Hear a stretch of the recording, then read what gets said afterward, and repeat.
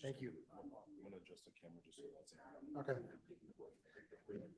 Okay, everyone, I'm going to make a few brief announcements and then ask Dr. Berg to join us to introduce our speaker, which I've had a nice chance to get to know briefly, and I'm excited to hear what he's going to teach us about today.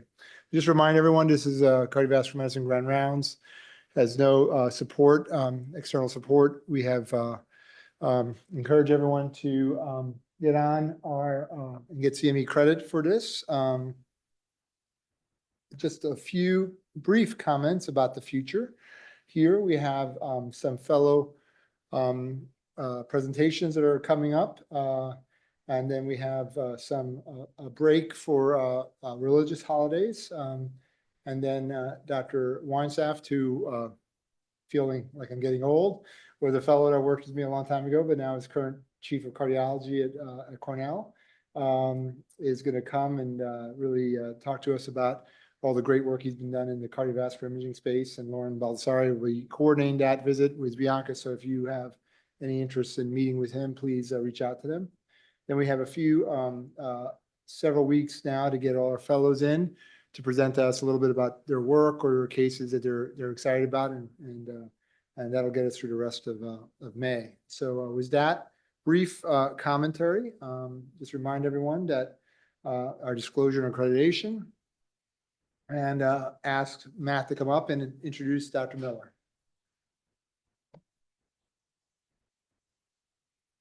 Thanks, Eric. It's my great pleasure to introduce a good friend and close colleague, Dr. Greg Miller. Dr. Miller received his bachelor's degree cum laude from UCLA, and then went on to get his clinical psychology PhD there, doing his internship at Western Psychiatric Institute and Clinic in Pittsburgh, at the University of Pittsburgh, and completed a postdoc in health psychology at Carnegie Mellon University. He's a trained clinical health psychologist. He's on the editorial board of multiple scientific journals, including Brain Behavior and Immunity, the principal investigator on the Research Support Corps for Neuroscience, Immunology, Social Adversity, and the Roots of Addictive Behaviors towards a new framework for drug use, etiology, and prevention from NIDA. He's also co-investigator on multiple grants, including Novel Health Equity Intervention to improve pediatric oncology outcomes from NCI, exposure to violence during childhood and Th2 high asthma in young Puerto Rican adults from NHLBI, and neuroimmune mechanisms, addictive behaviors, and cardiometabolic health among African-American emerging adults, a new frontier for drug use, etiology, and prevention from NIDA.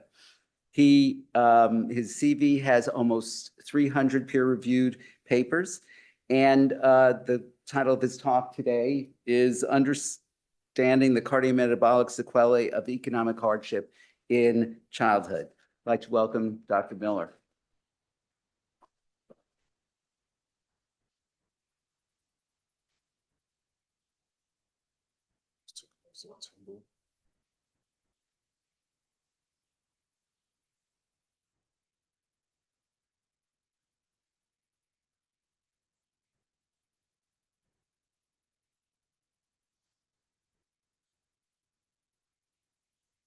All right. Well, thanks everybody for coming. It's great to be here. I'm grateful to Matt and to the division for hosting me and for the great conversations in hospitality that I've had so far. I'll go ahead and get started. Feel free to raise your hand if you have questions. I teach undergraduates. I'm happy and accustomed to being interrupted. I will not be offended, so don't hesitate. So in the United States, economic hardship is a very common exposure for our children. This graph shows you poverty rates for the US and other wealthy nations across the world. And for each nation, you can see there's a vertical line. And the top of the vertical line shows you the child poverty rate, just taking into account household income and wealth.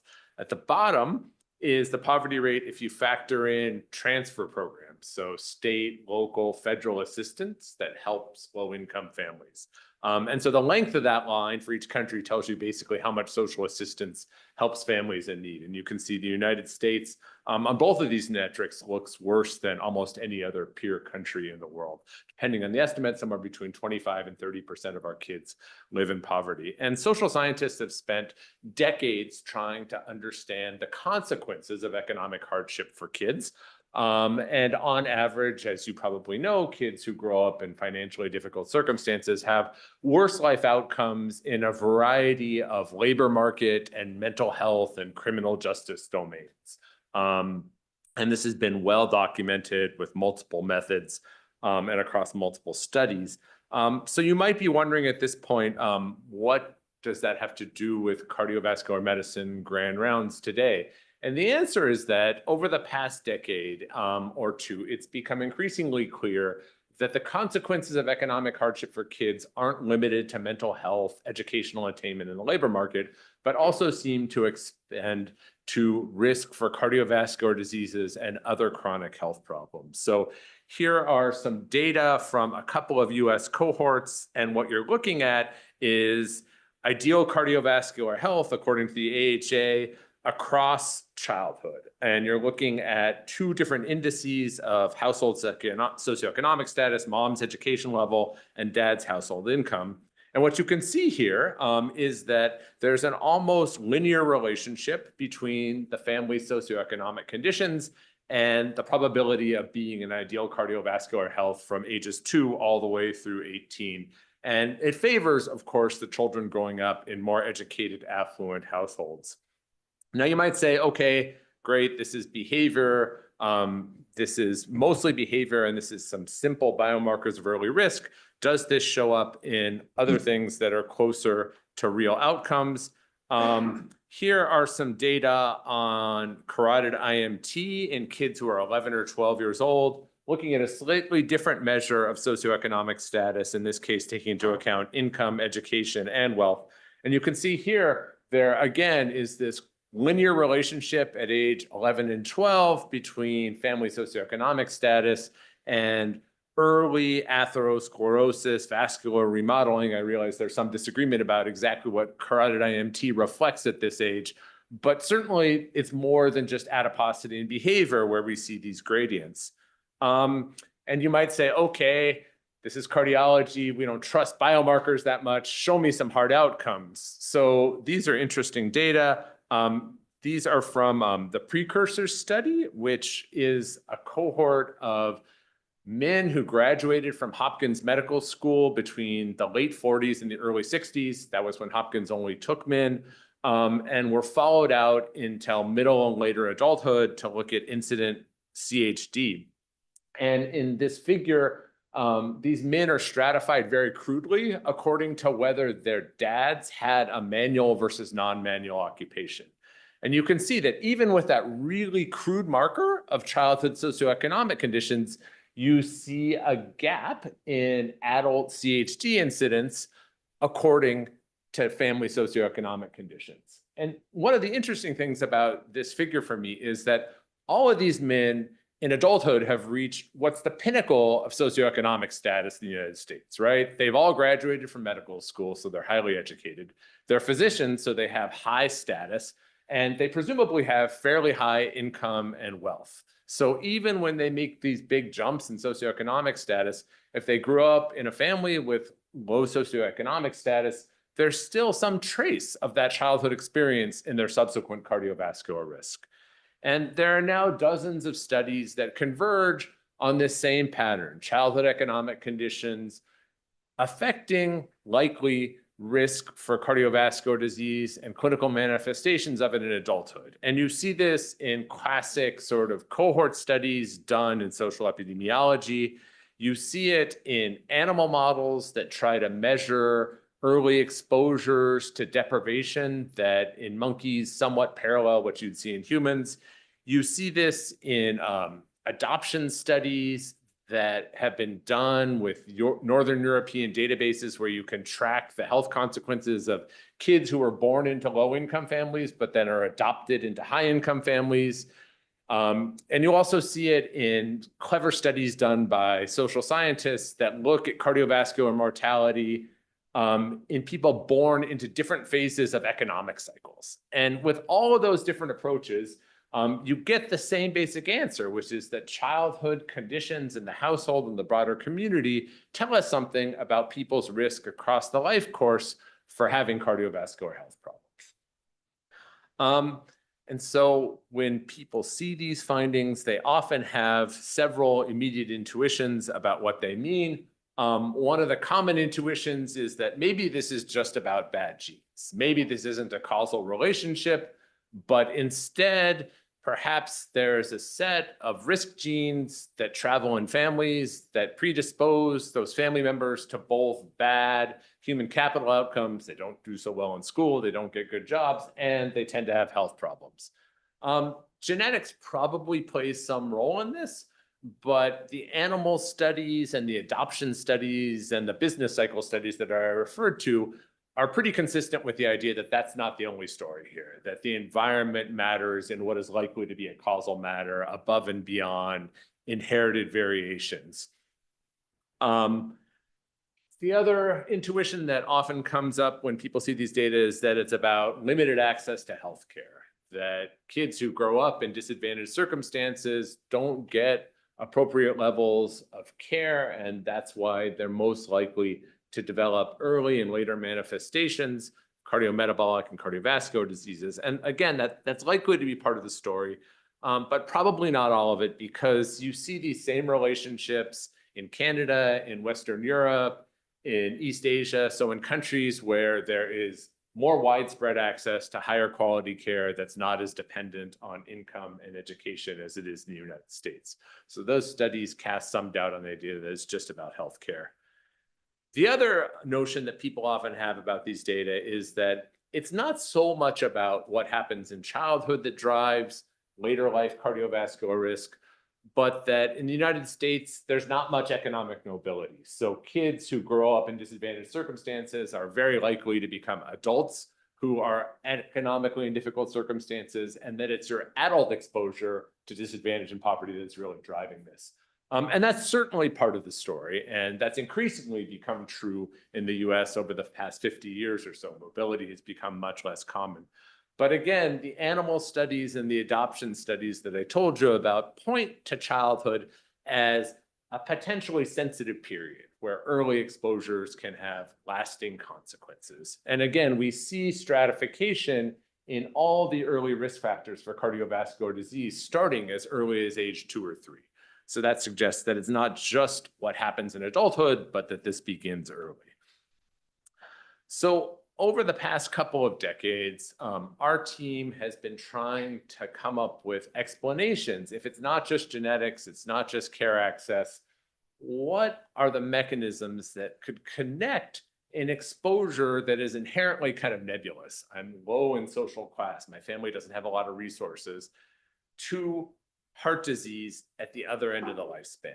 What are some of the behavioral and biological pathways that could help explain this association and perhaps give us some insights into levers at the policy level or the practice level for mitigating the disparities? And we've been very interested in the classic autopsy studies done on soldiers coming back from Korea and the autopsy studies done on children who died in traffic accidents in Bogalusa, and looking at those data on the early emergence of atherosclerosis in late childhood and early adolescence, and focused on the idea that maybe what early disadvantage does is promote the very early stages of plaque development.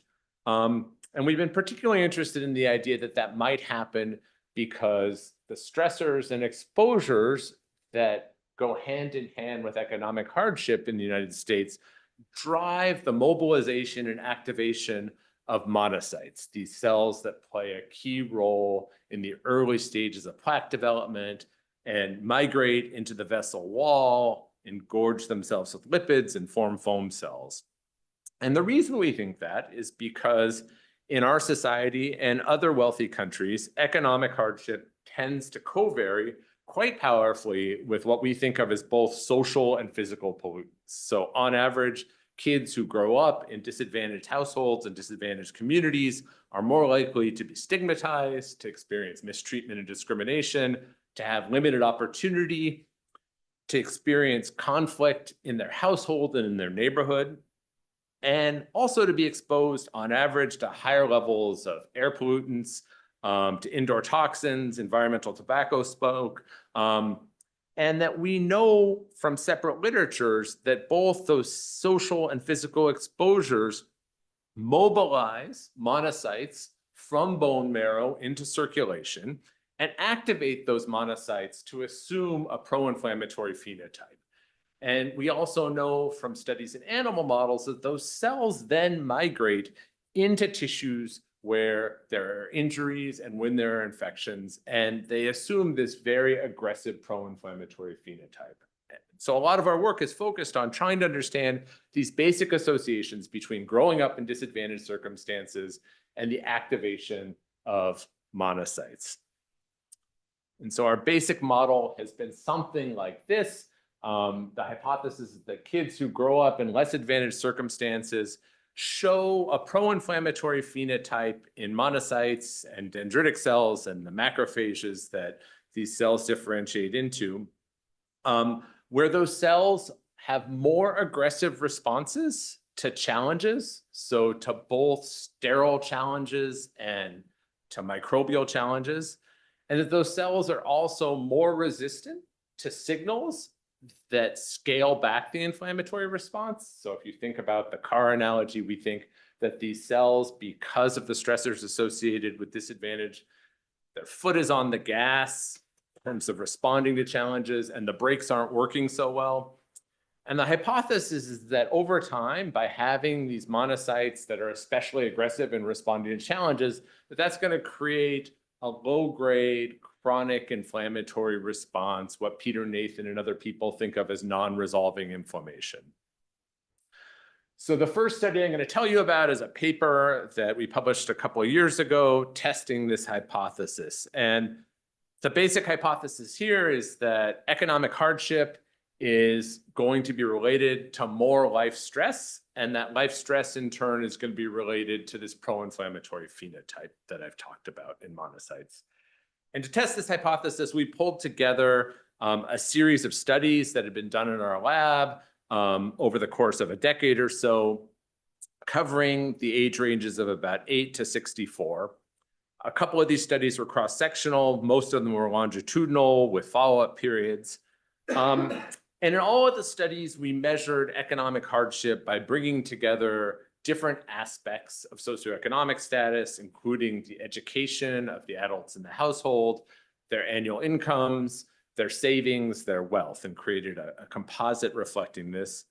And then we did what psychologists do, which is that we did extensive interviews asking people about stress in their lives. And so this isn't just a simple questionnaire, but we go through their personal relationships, their work and school life, their health, and we ask people about what the chronic and more acute stressors are, and then we have a standardized way to quantify and rate the stress in their lives. And then we collect fasting blood to do in vitro studies of monocyte behavior. And in these studies, what we typically do is we'll in vitro challenge monocytes with various stimuli and quantify, after culturing them, the production of pro-inflammatory cytokines like IL-1 and IL-6 and TNF-alpha.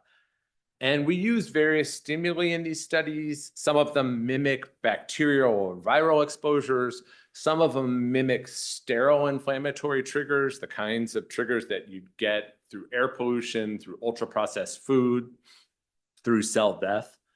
And then in separate experiments, we co-culture the monocytes with bacterial or viral stimuli and agents that are going to suppress the inflammatory response. So in some of these studies, we'll use glucocorticoids to mimic a systemic anti-inflammatory signal.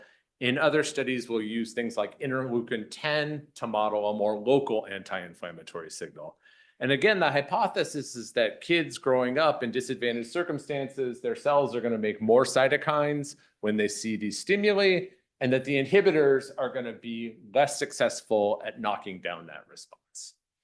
And what we did in this particular paper is use a statistical technique called latent profile analysis, where you can go and pull out groups of people who show particular patterns of responding. And what we're looking for here, according to our hypothesis, is kids or adults, depending on the cohort, who are showing large cytokine responses to all of those stimulators and are showing muted responses to the inhibitors, glucocorticoids and IL-10, that should be anti-inflammatory.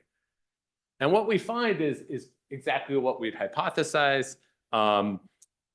These are three different analytic approaches. So in panel A, we're looking cross-sectionally across all of those 6 studies. And in that analysis, we see what you'd expect. People who have more socioeconomic disadvantage have more life stress, and that life stress in turn is related to a higher likelihood of exhibiting this pro-inflammatory phenotype. That's maybe not that surprising, but we also see this same pattern in prospective analyses where we look at change over time. And what those show is that if you're low in socioeconomic status right now, over time, you're going to become more stressed, and that's going to increase the likelihood that in the future, you display this pro-inflammatory phenotype. So that's stronger evidence establishing temporal relationships that you'd expect here. We also see in these analyses, interestingly, some evidence that this chain of events is more likely to occur in the early phases of life. So if you look at the strength of those interrelationships between socioeconomic disadvantage and life stress and inflammatory activity, those relationships are much stronger in the first couple of decades of life than they are in midlife, suggesting that monocyte behavior might be more open to environmental input of the type we're studying during the first few decades of life. And this is consistent with a lot of the data on early life exposures, that you have sensitive periods starting in gestation that last through childhood and early adulthood, at least with the brain, but that those sensitive periods start to close, that there's less plasticity as we age. It doesn't mean that stress can't change the way your monocytes behave once you're older than 30. It's just that there's less room to move. In the past couple of years, we've gotten increasingly interested in understanding what role the brain plays in all this. And in that work, we've gotten especially focused on 2 key circuits that psychologists spend a lot of time thinking about. So one of them is what we call the corticoamygdala threat circuitry, right? And this circuitry involves structures like the amygdala and the insula, the bed nucleus. Some people think of the ventral medial prefrontal cortex as part of this circuit, among other regions. And what this circuit does is support vigilance. So looking out for threats that might arise in your environment, even if none are there right now, and reactivity to threats. So once the danger has arrived, this supports the kind of fighting and fleeing behavior that you typically think of as associated with stress. And we know from lots of research in child development that kids who grow up with economic hardship are more vigilant for threat. And when they encounter threat, they're more responsive. So you can look at this in terms of how their amygdala responds in an fMRI scan to threat, how their blood pressure responds, other measures of sympathetic and organ function. But in general, kids who grow up in hardship are more responsive and more vigilant. And just to bring that back to the story about monocytes and inflammation, the reason that matters for our purposes is that corticoamygdala threat circuitry, when it's activated, also activates sympathetic nervous system fibers that innervate bone marrow. And when those fibers get activated, they cause monocytes to egress out of bone marrow into circulation. And they don't cause all monocytes to egress. They actually very selectively cause these immature pro-inflammatory steroid-resistant monocytes to move out of bone marrow. And so one of our hypotheses has been that part of the reason that kids growing up in hardship have this inflammatory phenotype is that these threat circuits are activated on a more regular basis, and they're causing monocytes to get pushed out of bone marrow that then populate the circulation with these immature cells that are highly inflammatory. The other circuit we've been interested in is the reward circuitry, the corticostriatal reward circuitry, and this involves regions like the substantia nigra and VTA, so midbrain regions that are dopaminergic and project to the ventral striatum and structures like the nucleus accumbens and also to the orbitofrontal cortex. And this network supports wanting and liking. So when psychologists talk about pleasurable experience and motivation, we often make this distinction between wanting and liking. So wanting is what you probably think of as craving. That's predominantly dopaminergic. Liking is what happens when you get the pleasurable stimulus, when you bite into the ice cream sandwich. That's actually not dopaminergic. That's mainly mediated by opioids. So these are dissociable on a behavioral and a neural level. But this corticostriatal circuit supports both processes. And again, we know that kids who grow up with economic hardship show alterations in this circuit. They tend to have a little bit of what looks like subclinical anhedonia, meaning that they experience less pleasure from a given dose of a reward than their peers who are more advantaged. Why would this matter for our monocyte story? Mainly because these reward circuits drive a lot of our food-seeking behavior. They drive a lot of our drug and pleasure-seeking behavior. And we know that what we eat, our consumption of substances, is going to have implications, again, for the behavior of these cells, as well as other metabolic and cardiovascular functions that are likely to be important to health. It's important for me to, at this point, to also acknowledge, though, that I've portrayed this a little bit as if the brain is driving monocyte behavior and inflammation, and all the causal arrows go in one direction.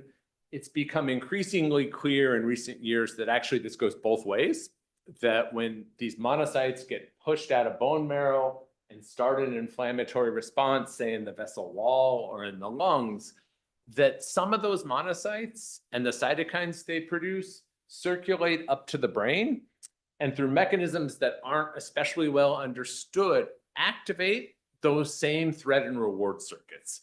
So it seems to be bidirectional. The brain can ramp up inflammation, but that very inflammation can then change the brain circuits that are driving it. And there's probably this loop.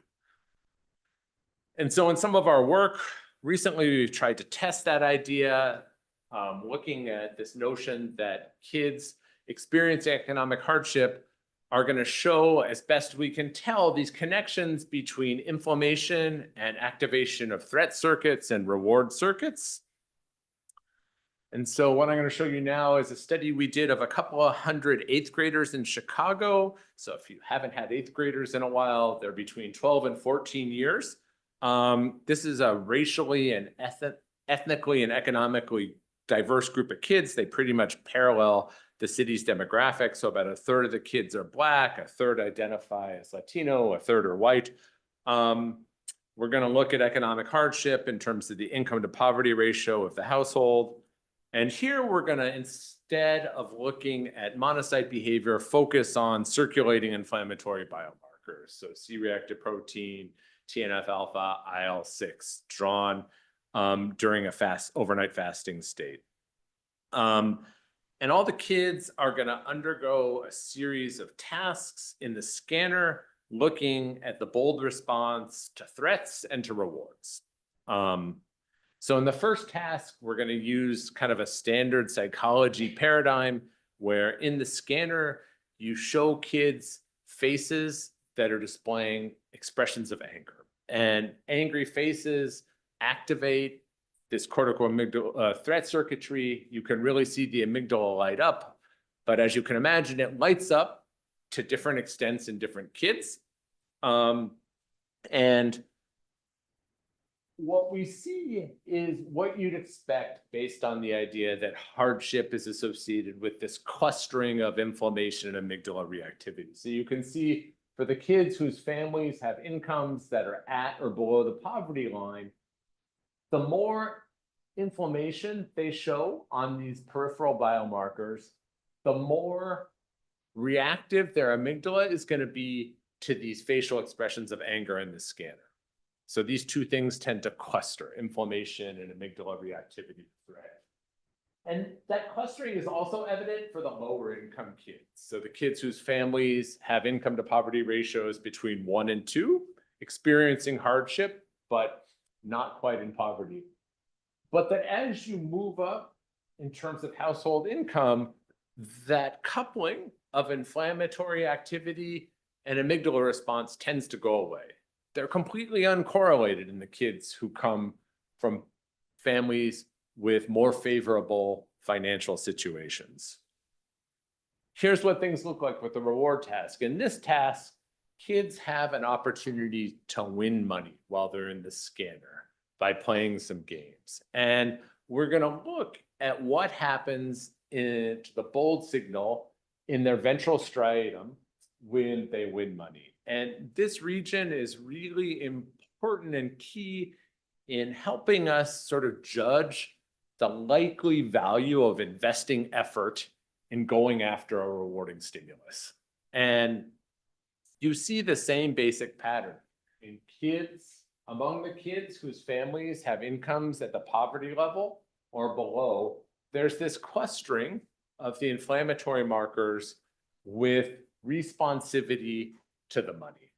And that clustering, you also see it to some extent in the lower income kids, but it goes away as people move up the financial hierarchy. And so these results, of course, don't prove the existence of this hypothesized loop we have between peripheral inflammatory activity and threat and reward circuitry, but they show that things cluster in the way that you'd expect. And we're now getting into some more sophisticated imaging that has the potential to actually look at microglial activity in the brain to more directly test this hypothesis. And we're going to do that as part of an ongoing study, well, an about to launch study, which I've told some of you about, and I'm quite excited that we're going to soon launch. So when I think about the work I've described and the studies that I haven't told you about here, it sort of leaves me with some uncertainty first about the meaning of the findings. Like, our studies have been predominantly longitudinal. We've done the best that we can, but they're not experiments, right? We can't assign some kids to economic hardship and others to economic stability and look at the consequences. You just can't do that ethically or logistically. We're stuck with observational designs, and so we can't make strong inferences about cause and effect. We can look to the animal studies to do that, but in humans, it's very hard to manipulate socioeconomic conditions. And then the second thing is, besides the uncertainty about meaning, uncertainty about relevance. So even if these findings do reflect a causal influence of family economic conditions on health, then what can we do about it, right? Can we really harness that through policy or through practice to improve health? Well, we're going to finally be able to answer both of these questions. A few years ago, a private donor funded a randomized clinical trial called Every Dollar Counts. And in that trial, low-income households in Chicago and Dallas, about 500 households in each city, were randomly assigned to receive an unconditional cash transfer of either $1,000 a month for 3 years or $50 a month for 3 years. So there's never been a cash transfer study on this scale. So this is $36,000 across 3 years. This raises mean household income about 35 to 40%. So it's a substantial boost in income for these families. It wouldn't make a dent in the salaries of highly educated and affluent professionals, but for Midwestern families living close to poverty, this is a material change in their spending capacity. And so a private donor funded all this. This is about $50 million of investment on the part of this donor. Federal government would never do this. We went to NIH and said, we have access to the kids who lived in these homes when the funding came through. The kids were between ages of 4 and 9, and we want to follow those kids. And they recently funded us to study 500 of them in the Chicago area. They're now between ages 10 and 18. And the endpoints of the study are mental health, brain development, focusing on these threat and reward circuitries, inflammatory activity. And we've been writing some follow-up grants to follow them also on cardiovascular health. So one of those just didn't get funded. Can blame the American Heart Association for that. But we'll bounce back up and resubmit elsewhere. And the idea is to incorporate things like continuous glucose monitoring, carotid IMT, and things like that into the protocol to look at whether this income supplement changed kids' cardiometabolic health. And I think this study, when it gets done in 5 to 8 years, will really help us understand the policy implications and the practice implications, if any, of this kind of income supplementation. It'll certainly be a definitive study for me. Any questions? I've been going and going. I'm used to getting interrupted, so you guys are very polite. There are no taxes on this income. No taxes, yeah. So they don't get taxed on that. I mean, it's sort of like child tax credit.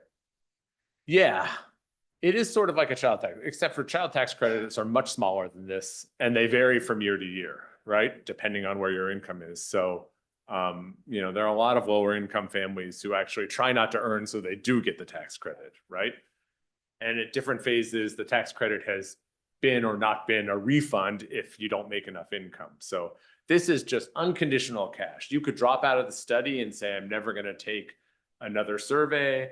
You could spend it on a family vacation or on going back to get a master's degree. It's just cash. You can do whatever you want with it. Yeah, how long is that parent study? So the trial went from 2019 to 2023. That's when it happened. So nobody's getting cash anymore. We couldn't get it funded quickly enough to follow people up while the cash was coming in, which has been a persistent critique from reviewers that you'd really expect the findings to be most potent then, and maybe you're missing them once the cash goes away. I think that's true, but I also think that I spent half my time in a policy institute, and from a policy perspective, people care more about durability than immediate effects. That what I want to know is, do these cash transfers stick with kids after they're gone? Because it's completely implausible that you would give people $1,000 a month for the rest of their life. You might convince policymakers in a different administration that for a few years it's a worthwhile long-term investment if you can show it has long-term effects, particularly on parents. So I think the durability question is probably even more germane to making the case for But this. the unique element is the randomization. It's randomization, right? Hey, I think we could, I'm sure there'll be a question about later, but that, you don't have, that separates the two groups. Yep. Yep.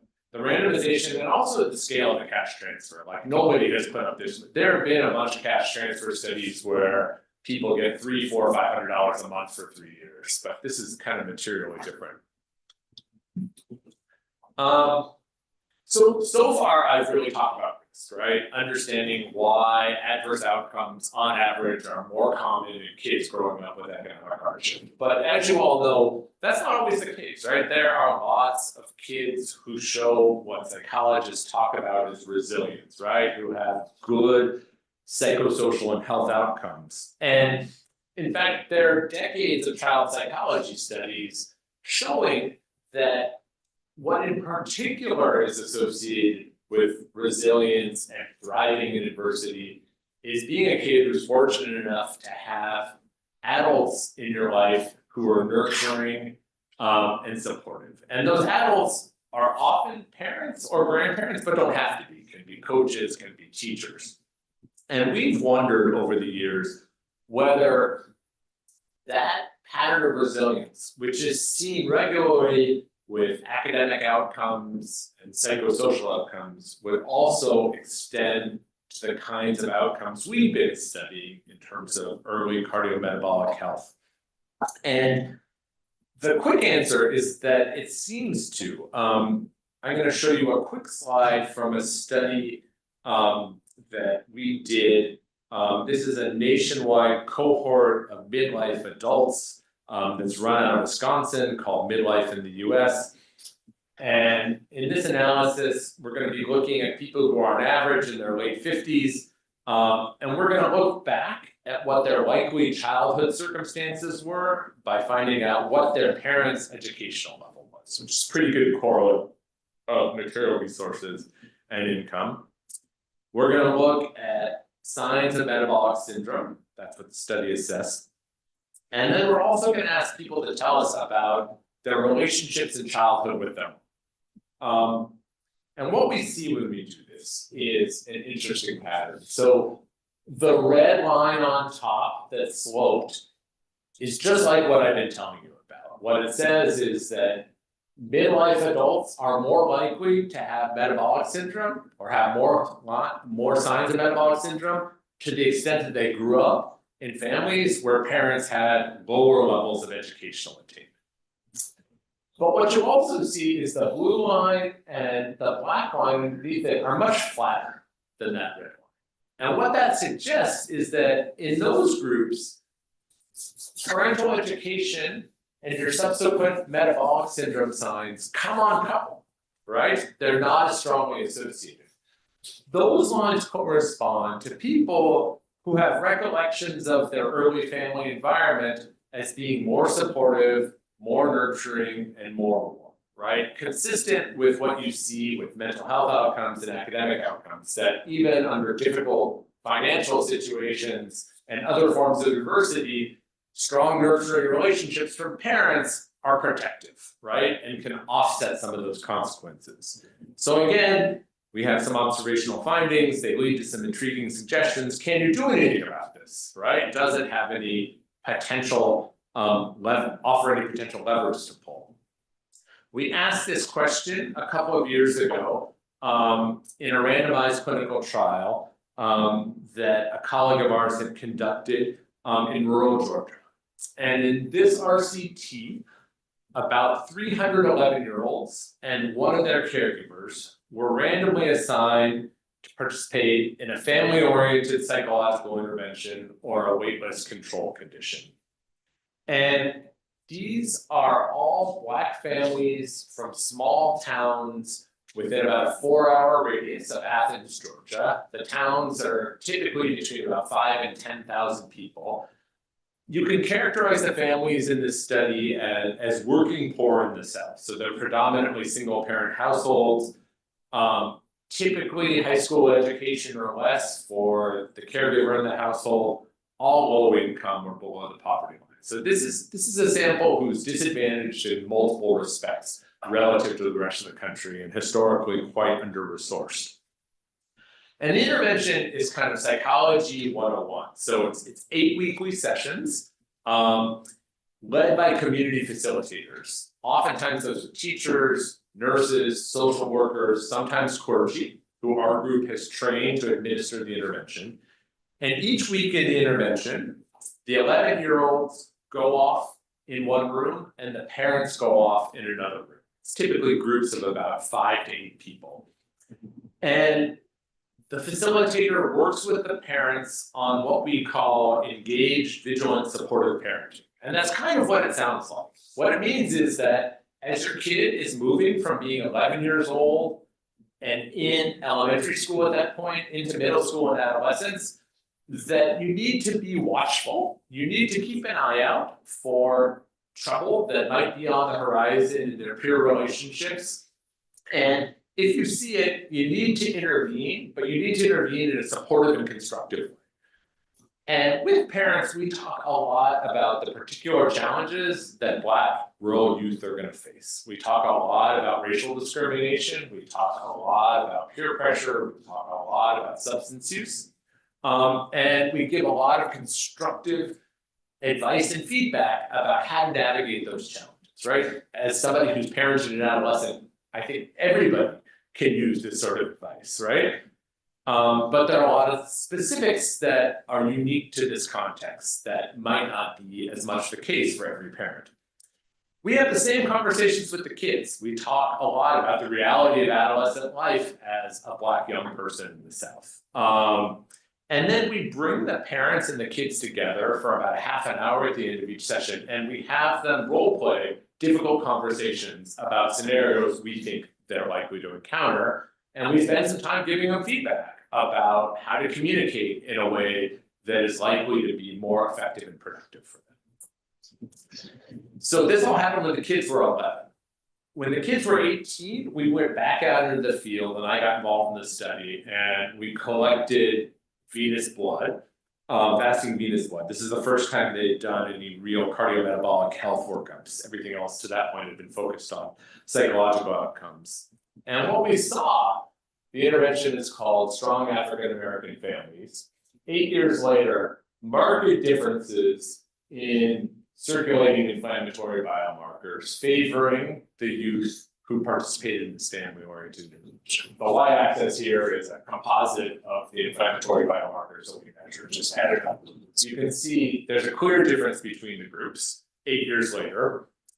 And when we do analyses trying to understand which kids show the biggest reductions in these inflammatory markers, it was the ones whose parents' behavior changed the most towards this style I was talking about, being engaged, being involved and vigilant, but also intervening in a constructive and supportive way that wasn't harsh.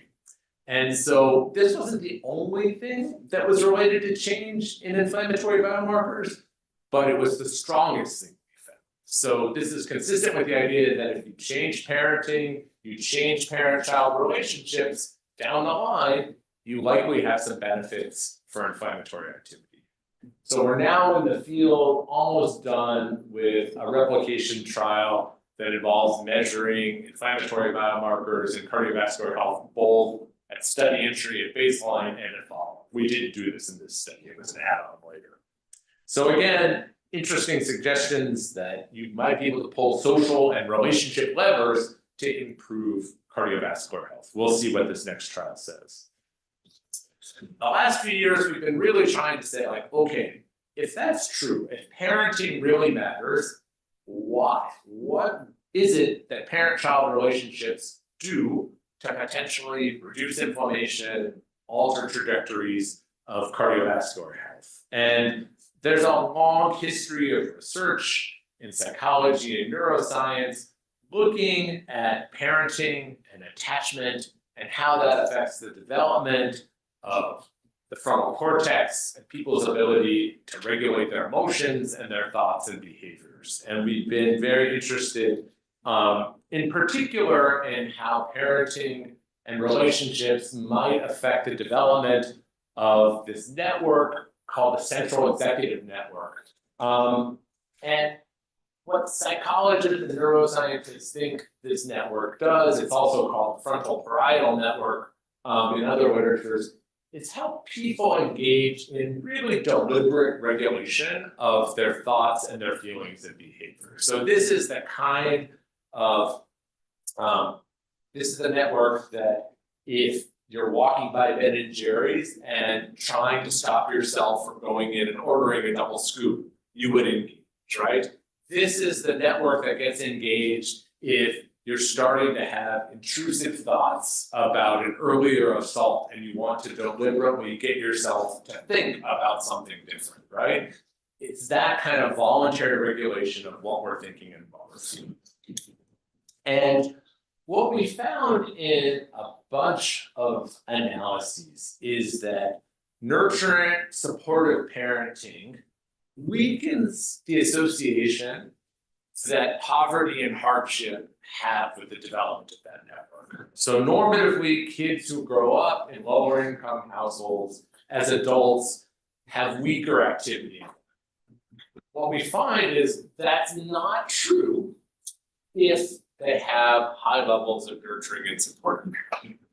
So how do you measure it? Then I missed that part. Yeah, so this is resting state functional connectivity of the network. So you put people in an MRI scan, you measure the activity of the nodes that comprise that network, And what you're looking at is basically the synchrony between the bold signal and those nodes. And to the extent that those areas co-activate or co-deactivate, the network is likely to cohere more strongly, indicating that it is functioning in a more network integrated fashion.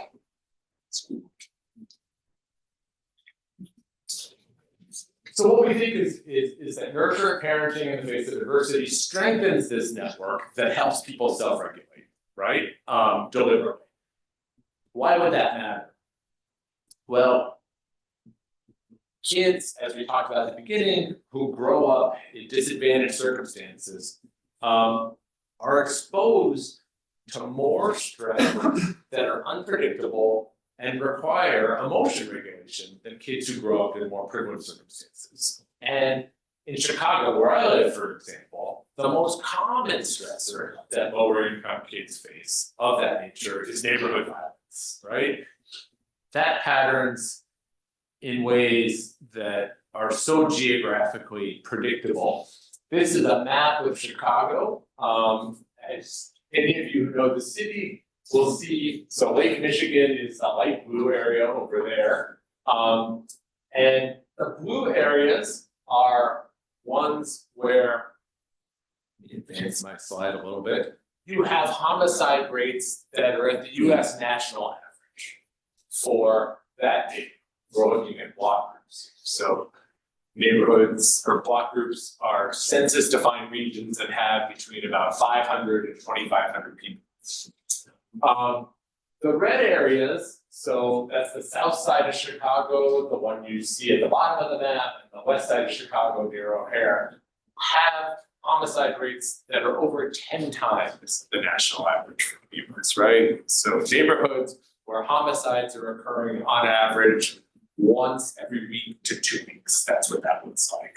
In an area that's about, it varies depending on population density, but in some cases we're talking about areas that are like 2 or 3 blocks, right? So kids are exposed on a very regular basis to homicides, typically by guns. And you can see there's lots of spatial variability.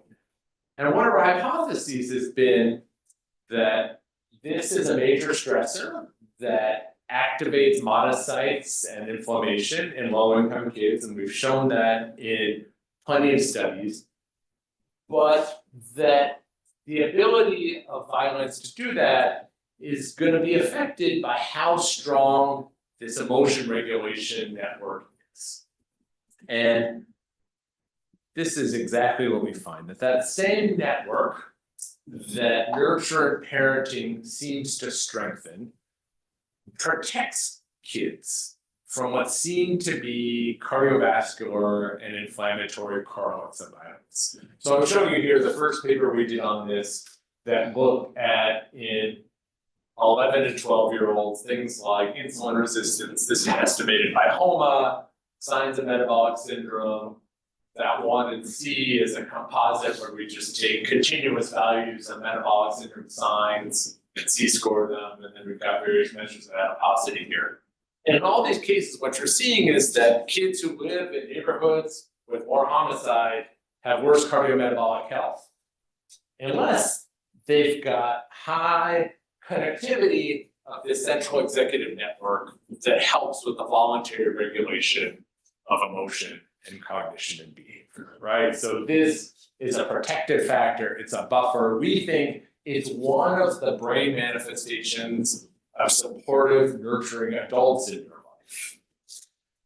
And it also, the same thing shows up if we look at inflammatory markers. So these are more of these in vitro studies where we activate monocytes with various sterile and microbial stimuli, and it shows up in these inhibition sensitivity assays we do.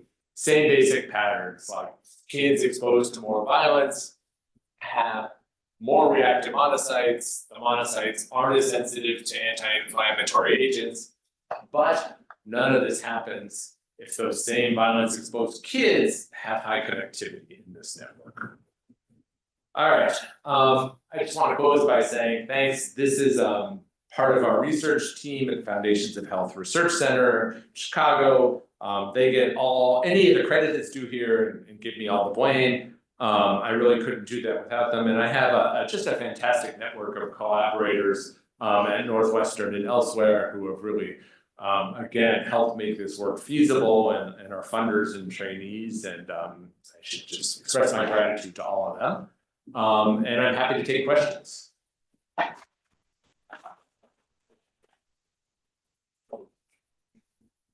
Greg, maybe I'll start, and I think we'll pass around the microphone.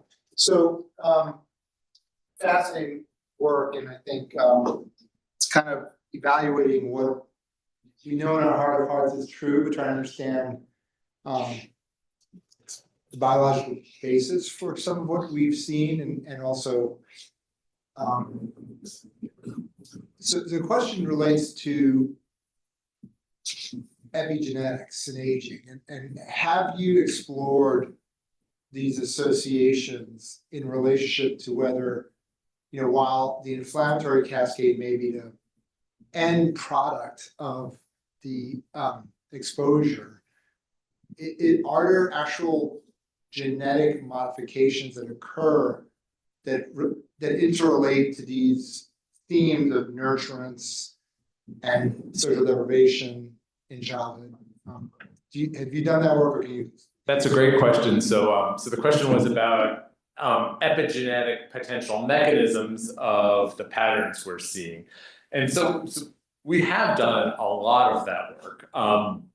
And the answer is that we see the same patterns that I've shown you when we look at transcriptional regulation by doing messenger RNA studies of monocytes that we've isolated out from peripheral blood. So you see activation of, say, NF-kappa B dependent genes covariant with economic hardship and violence, and the parental nurturance works in just as you'd expect along those classical pathways. We've also done a bunch of methylation studies, and we get very little turning up with methylation. So it's evident at the transcriptional level, but not the methylation level. I think that in monocytes, and we focus very narrowly on that specific cell, methylation just doesn't play the same kind of memory role that it does in, say, brain tissue and other tissues. What we think might be happening, and I kind of alluded this to in our talk, is that there's probably some memory of earlier exposures to hardship and stress stored in the stem and progenitor cells in the bone marrow.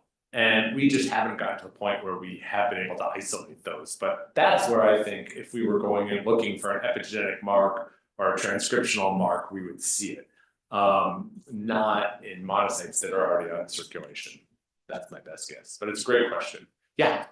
So this is our resident inflammatory person. One of many. Help.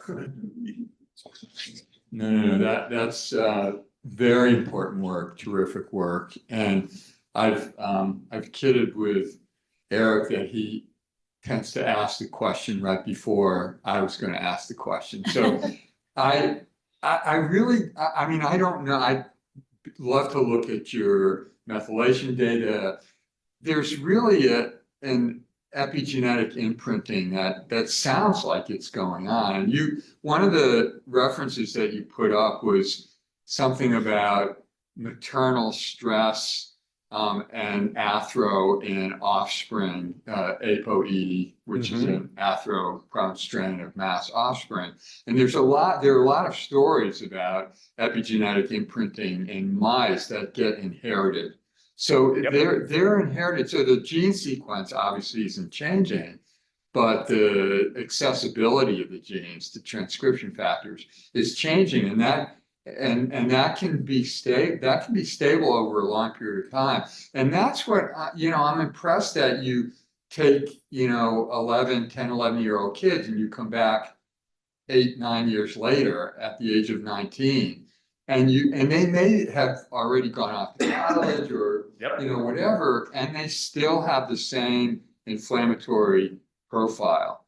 And I think probably if you just check their numbers or phenotypes of peripheral monocytes in circulation, they wouldn't be that different, but they're responding, as you said, to stimuli in a very different way. And it smells like epigenetic imprinting. So I think, I'd love to, discuss that with you more and look at actually how you address that, because there, as you know very well, there are very sophisticated ways to look at that. And it may be tricky, right? It may be really tricky to track that.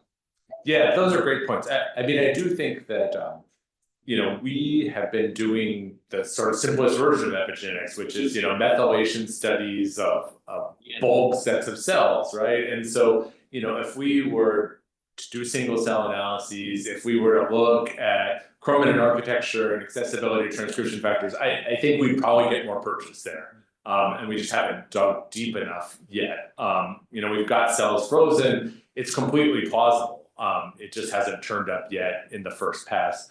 But it's been, it screams at us transcriptionally. So that's promising. Yeah. Thank you. Sorry. Lots of. Thank you for that amazing, fascinating talk. Quick question regarding the mechanism with regards to active mobilization of the monocytes, macrophage activation, and the downstream pathway with inflammation that you've suggested with the economic deprivation is very similar to what happens with air pollution. Mm-hmm. And a lot of times these coexist, right? So have you been able to kind of adjust for that in this population? Yeah, it's a great question. So we've been working with some great environmental scientists at Mount Sinai to characterize PM 2.5 and its constituents in these same cohorts and ask, does economic hardship work mainly through those environmental exposures versus things like neighborhood violence versus things like parenting? And the answer is that, those things cluster spatially, as you'd expect, right? Because decades of lousy policy, we've consigned certain neighborhoods to lots of spatially clustered adverse exposures, but they all explain kind of different pieces of the pie. And I think they synergize with each other. And there's some great work out of the University of Pittsburgh showing that this is mostly work that they've done in asthma, but where kids who are exposed both to high levels of, say, neighborhood violence and particulate matter are particularly at risk for airway inflammation and bad asthma outcomes. And they're not competing with each other, they're actually synergizing. And just as a follow-up to the epigenetic markers, so what's been shown with the air pollution in PM 2.5 studies is they've shown that there is methylation changes in patients, in people who are exposed to air pollution, but that goes away once they're taken out of those high air pollution. So maybe something similar is happening over here. Yeah, it's a good question.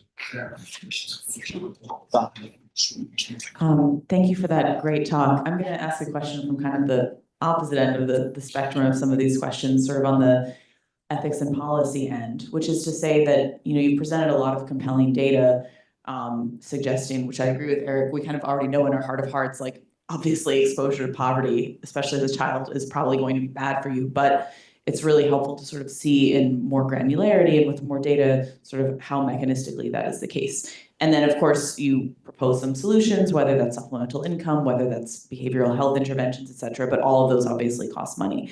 And, the current political situation notwithstanding, because it's probably going to be one of the least favorable environments right now, how do you think, you mentioned that, you're involved in policy work, how does that message get translated from a scientific one to a policy one? Because I think, probably for a lot of us in this room, we can accept like a deontological argument. Of course, we want to have interventions that are evidence-based, that improve the health and flourishing of children, which shouldn't be a political issue. But of course, there's so much stigma around poverty and, which I won't get into, but is there, has there been modeling done to show what, perhaps like the long-term economic advantages might be of enacting systemic solutions? Because if you can't convince people to do the right thing for the right reason, can you convince people to do the right thing because it's going to help them? And how, I know this is a really broad question, but how do you sort of see translating this into action on a policy level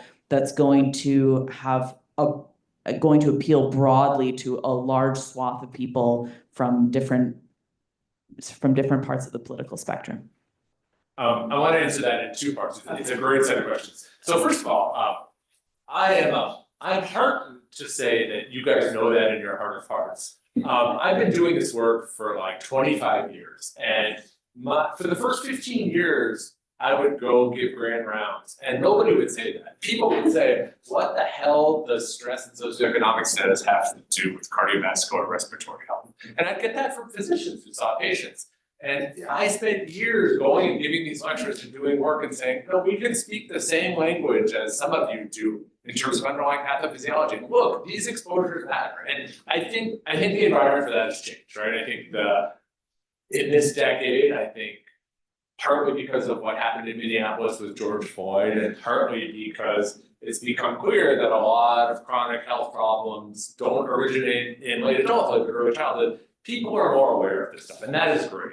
How do you get the word out, and what role can you guys play? I mean, I think social scientists, we're good at this stuff, particularly economists. So, half of my appointment is in this thing called the Institute for Policy Research. And it's a special place at Northwestern. It brings together people interested in inequality of various kinds. And we spend a tremendous amount of time and money going to Washington, going to Springfield, holding sessions for state legislatures, holding sessions for their staff, writing policy briefings, writing op-eds, and making these concerted efforts to make the kind of arguments that you were offering. Like, okay, here's the return on investment, Governor Pritzker. Like, you invest this much, and you invest proportionally according to what the return's going to be. So that means you might need to put 2x into these neighborhoods versus these neighborhoods. And here's what the reduction will project is going to be in terms of those kids who go on to be on social assistance and adults, and kids who are going to drop out of school. And I think there are data now that you could project kids who are going to become overweight, kids who are going to develop diabetes, kids who are likely to have MI. I think we have those epidemiologic data now. But you need to spend time in those policy spaces. And, you guys are busy. You've got a lot of other problems to solve. We can't put that all on you.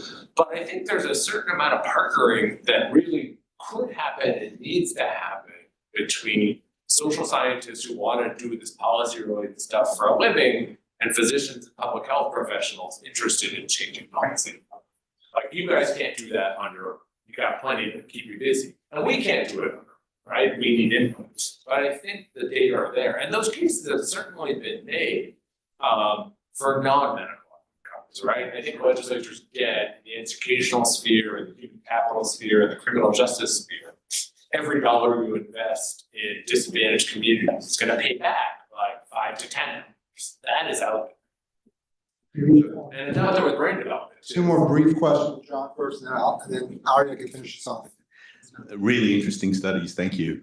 Over the past century, there's been a depression and multiple recessions. Have there been spikes, which has led to considerable poverty? Have there been spikes of cardiovascular disease time associated with each of these episodes? Yeah, it's a little hard to tell because there have been huge generational shifts in the incidence of clinical cardiovascular disease. I think the strongest data are from the Great Recession, 2007, 2008 in the United States, and you see very clearly spikes in both risk factors and in clinical outcomes, particularly in communities where employment rates fell the furthest and took the longest time to rebound. So that's one of the tricks social scientists use to get around this question of like causality. You can't manipulate that stuff, but can you look at, if your hypothesis is right and it's truly causal, then morbidity and mortality should fluctuate as the business cycle does, and that certainly occurs. So I enjoyed your talks very much, and yes, actually people are more aware of the effect of substance such as psychological effect on the health of the cardiovascular system. And I'm actually one of the people who actually deeply believe that inequality is the core of this problem and has to be addressed. But my one question I have is that maybe I can give more value to your study is that can you actually show that use of anti-inflammatory drugs cannot address this problem? I mean, have you had this kind of study to show that even? No, I'd love to do that kind of study. And I don't even know how I would do it. I mean, I guess I could go back into electronic health records at Northwestern and ask that kind of question.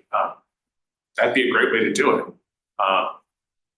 If you can find regular Kids, probably. No, not necessarily kids, but then later he says the effect stays. Yeah. In the, I actually wasn't gonna ask this question because we're at the end of the, it's late in the day, but I think to your point, your last slide or two just kind of had my mind thinking about, you know, these metabolic factors and their, and what you're really asking, I think, is there a variation in the effect based on the presence or absence or the continuum of these life stressors?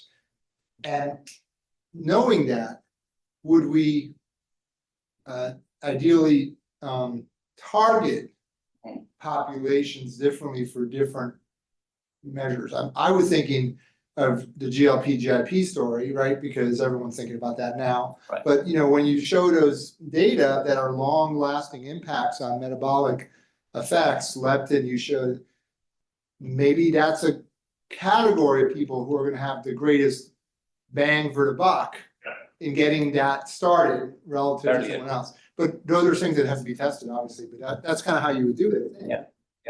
And we have done those studies in asthma, so that's one place, like, we don't have great access to clinical populations, but pediatric asthma is another line of work that I've involved in. And there we've very consistently shown that steroids are much less successful at restoring lung function and reducing symptoms of low-income kids. Even when we adjust for initial disease severity, dose of steroids, like. this would also change the timing of the starting intervention as well. But, Yeah. Thank you. Well, let's give Dr. Miller a round of applause, really very interesting work.